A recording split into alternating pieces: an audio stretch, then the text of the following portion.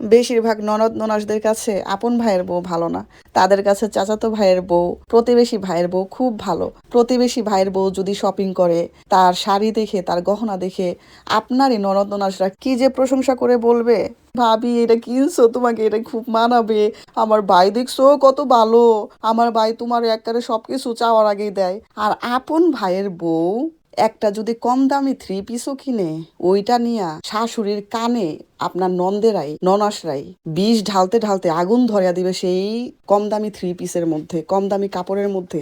দেখো দেখো কি আনছো, তোমার পোলার সব টাকা খায়া ফেলাইতেছে, এখন তো আমগো আগের মতো ভাইয়ে কিছু দেয় না, খালি সব বউরে দেয়, খালি সব শ্বশুর বাড়ি দেয়, আমগো দেয় না। দেখেন, একই মানুষ দুইজনের জায়গায় দুই চরিত্র, চিন্তা করেন। মানে এই ডাইনিগুলার খপ্পরে যারা পড়ে তারাই জানে, এদের খপ্পরে না পড়লে আপনি বুঝবেন না বোন। আমার কথা তিতা লাগতে পারে, ভাইদের কাছেও খারাপ লাগতে পারে, ভাই আপনার বোন গো কাছ থেকে আপনার বউরে সাবধান। সব বোন তো আর ভালো হয় না। তো পরের মেয়েকে জ্বালাইতে ভাল লাগে, যখন নিজেরা সেই জ্বালা গ্যারাকলে পড়ে না তখন বুঝে।